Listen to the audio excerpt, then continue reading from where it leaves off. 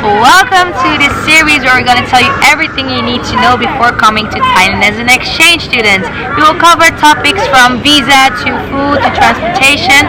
Everything you need to know will be discussed.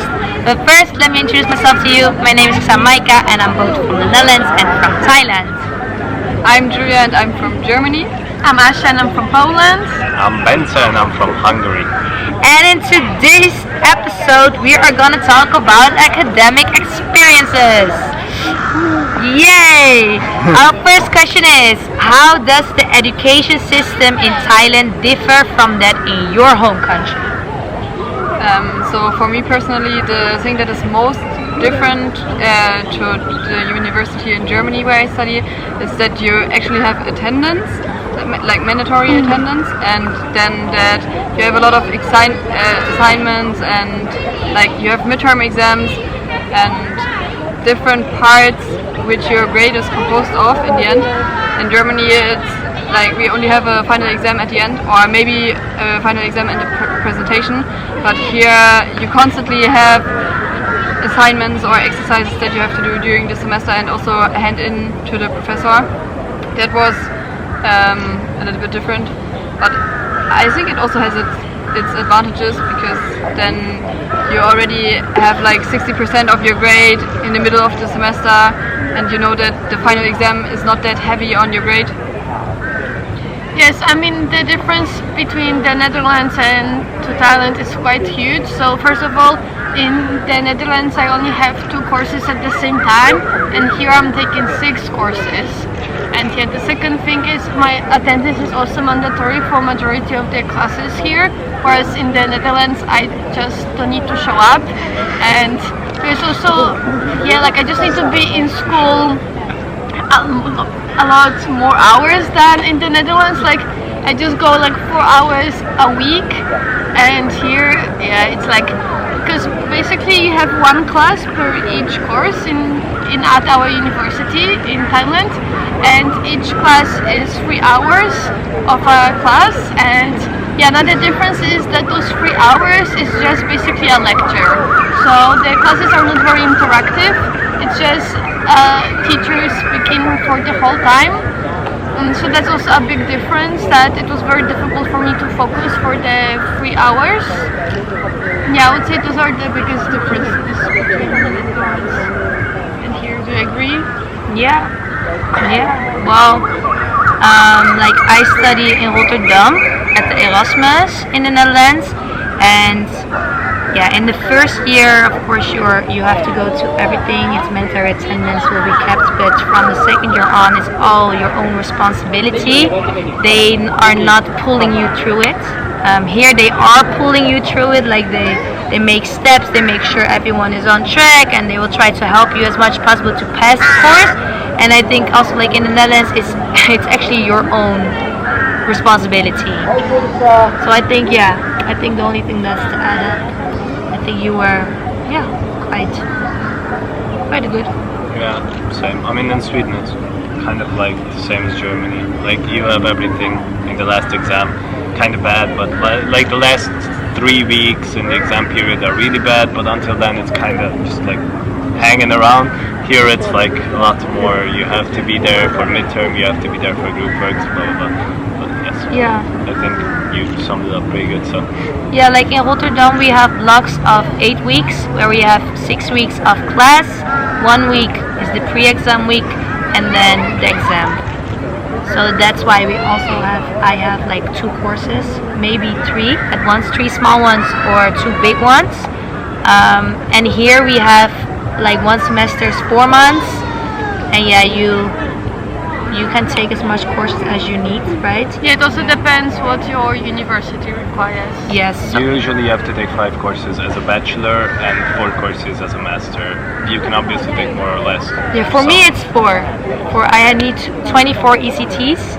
So for me it was 4 courses. But that's different, because you need 24 then overall. Because mostly you need 30 ECTs or like 50 ECTs. I think for the master students it's also a big difference that they have most of their classes on the weekends, which in most other countries, like especially in Europe, we don't have. No, and also in the evening, like from 7 to 10. something like crazy time? That's because the professors are then like working in the company during the week, and they are only holding lectures on the weekends when they don't have to work. Second question, what was your first impression of the lectures and teaching methods? Yeah, Yeah. I mean, As I mentioned before, especially as someone with ADHD, it's very difficult for me to focus for 3 hours of teachers speaking non-stop, and like you'll have only one break of like 10 minutes. Yeah, so that's very difficult, and I think I just never really managed to adjust to this. yeah, I think it's kind of the same. Like actually in Sweden, where I study, it's usually smaller groups and more like a Q&A kind of class. Here it's more like they just talk and talk and talk. So it's more like they hold a presentation kind of, and obviously they say you can ask, but at the same time it's not really like the class is not really made for asking. We had actually one class where you had to do some group works in the class. That was actually quite good, I think.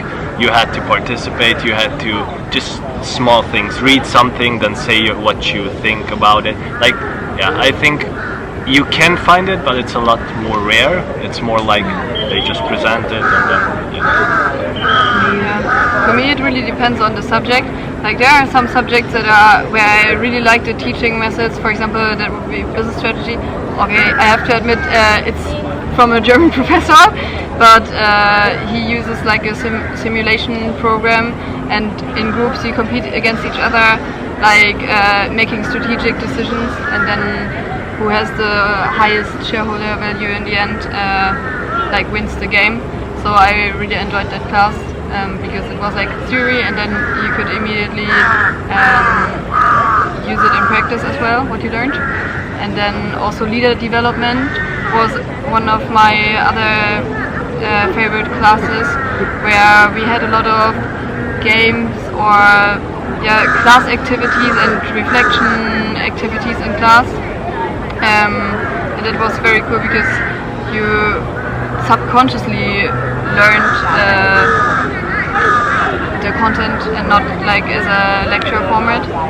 But then other professors, the lectures were more repetitive, and it was like many lectures, subjects that I had, they also overlapped a lot, and then I heard it 3 times a week, the same concepts in like the pestle framework or whatever, I don't know. That was a little bit boring then.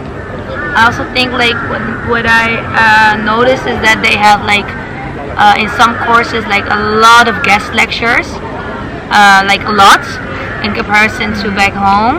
So that was one thing that was really different. And also like the lecture rooms are just classrooms. Yeah, it's not really elevated or Yeah. anything, so you can see it. It's more just like It's just flat. classroom, It's just yeah. like a classroom, so that's also like a So big if you're in difference. the back, you don't really see it. Yeah. That's like quite weird. But they do have a microphone sometimes, so then that's Always, I would say. yeah. Always. Always. Yes, even in like 8 people classroom, they have a microphone. And I have a class that's analysis for economics, and that one is a kind of hard one. It's actually like analysis, and I think that teacher also like goes with us really slowly, really tries to let us understand. So that one is more interactive than the others. The others is more like sitting and listening. But what was very interesting for me was also the presentation style of the Thai students, because it's much more creative. Like they start with a theater, or I don't know, they film a movie as an introduction for their presentation. Really? Yeah. I think you just had like, I don't know. For me, it wasn't the same, to be honest. I had also those experiences like you. Oh, I have like. the I have experience more as like they you. were reading the. Yeah, they were slides. reading the I think slides. it's really Yeah. different, I suppose. Yeah, I think the business school is different than the economics department. Okay, wow, I did not know. Okay, the third one. Are there subjects you are taking in Thailand that you couldn't take back home? Yes, for me, yes. I couldn't take it home. Like here I have psychology for life and work, and that's very not related to my degree, which is international business. So So I would never get any credits at home for taking a psychology class, but here I do, because I'm allowed to have one general course and then 5 business electives. I cannot really recommend this class though, because it's not that interesting, and it's, in my opinion, superficial, and it's also more a lecture style format than any interactive activities or exercises in the class. Well, for me, like naturally the Thai for beginners, I can't take it in the Netherlands, but also the grades doesn't transfer for me for that course. Yeah, I'm not sure if we have it in the Netherlands, but the anti-corruption.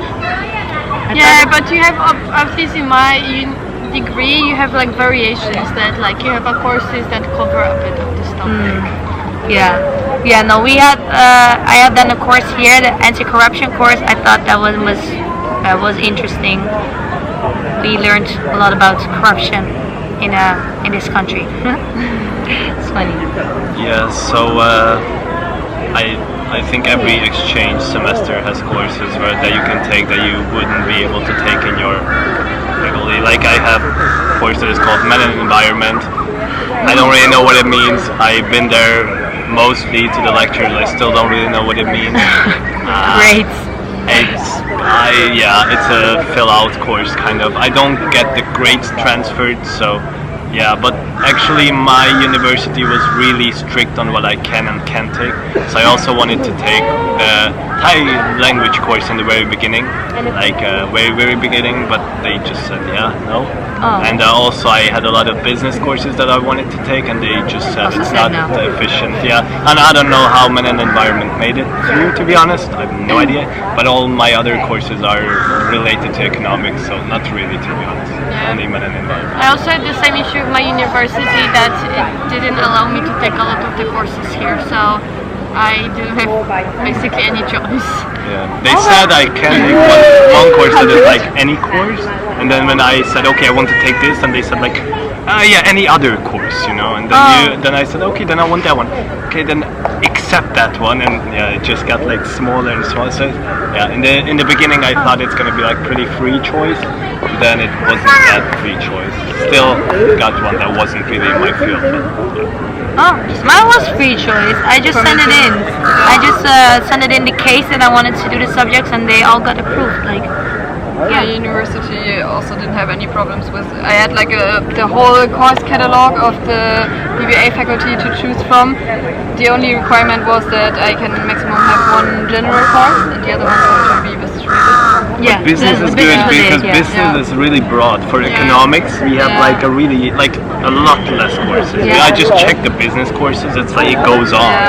Economics is like you have like 15 courses, let's say, and then we can choose one outside economics, so one in business or somewhere. I also did. Like 3 has to do with economics, 3 courses, and then 1 course can be something else. But also the course enrollment here was so confusing and unnecessarily difficult. Very annoying. Okay, to be honest, in Hungary, where like my friends always complain about the Hungarian one, my friends, it's kind of. There's always a system that is not really working. My home university, it's very convenient and easy. But for example, my sister who studies in Köln, she also said that the system to get her courses was terrible. So I think it's like kind of a problem in a lot of cities, a lot of countries, a lot of universities. It's just like for you, it's a lot better than for me. It's also good because I know. I think natural long form is extreme. It was like it's like just very bad. 1 month where you had to every day check your courses again and like check if there's and don't worry if you didn't get a course in the beginning, like before you came here, because when you arrive you can still take any course basically. So it's like you can still be so in my case, when I arrived, I didn't have a single course. It just the system didn't work, they weren't answering my emails, like nothing. So I came without a single course, and I couldn't enroll for any, so they had to put in the office, they had to put it manually for me, and then then like the first enrollment period closed, but they still didn't enroll me. So then in the end, I was fully enrolled for all my courses after 2 months of studying. Yeah, I had like I was rejected a lot. The first round I was rejected for all my courses. The second round I got into one, and the third round I don't really remember, but the rest we did manually. So yeah, don't stress about not getting in. They will fix it for you in the end. Talking to the teachers to get into the courses is very Yeah. important. So it's If you kind of got a very rejected- bad system, but at the same time, it's not like if you didn't get in, you didn't get in. So it's not Yeah. that strict. You can Yeah. usually get in later. Fourth question: how do you handle the language barrier in class? Do you even think there is a language barrier in class?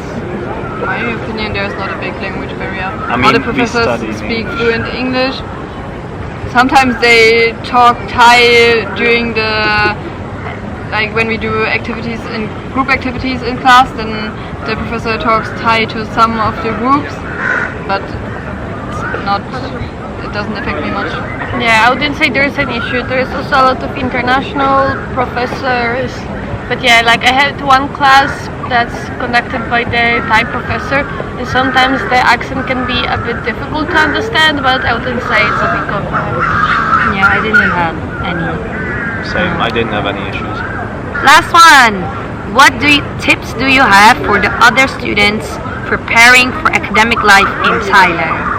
So what tips do you have for them?